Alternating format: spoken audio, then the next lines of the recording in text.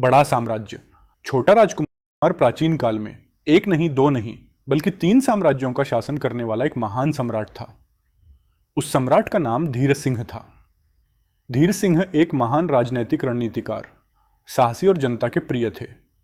हालांकि धीर सिंह के एक ही पुत्र था, जिसका नाम राजेंद्र था।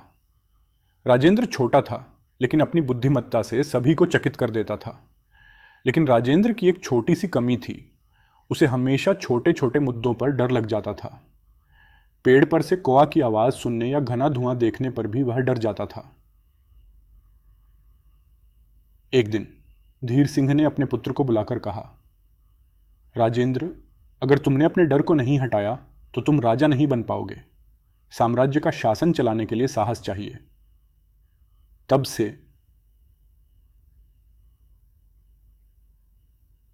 राजेंद्र ने अपने डर को दूर करने का संकल्प किया। उसने अपनी ताकत और साहस की परीक्षा लेने के लिए जंगल में जाकर एक चांदी की तलवार लाने का निर्णय किया। जंगल बहुत सुंदर और आनंददायक था, लेकिन रास्ते में कई अप्रत्याशित समस्याएं आईं। राक्षस, खुली प्राकृतिक परिस्थितियां, भ्रांतियां, सभी उसकी राह में आईं। राजेंद्र ने हर समस्या को अपनी बुद्धि से पार करने की कोशिश की। एक बार उसके सामने एक बड़ा राक्षस खड़ा हो गया। यहां जो भी आया वह मरेगा, राक्षस ने चिल्लाया।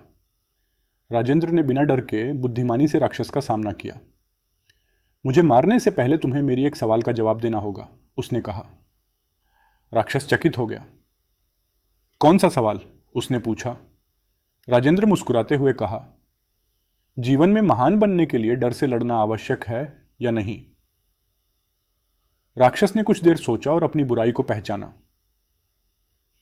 जो डर को पार करता है वही असली वीर होता है, राक्षस ने कहा, अपने गुमराह जीवन को समझते हुए राजेंद्र को सम्मान दिया।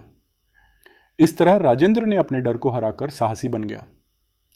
जंगल से लौटने के बाद धीर सिंह ने अपने पुत्र को देखा और गर्व से भरे दिल से कहा, अब तुम सच में एक राजा बन गए हो।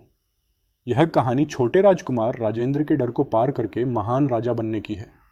सीख, साहस रखने वाला ही सफलता प्राप्त करता है।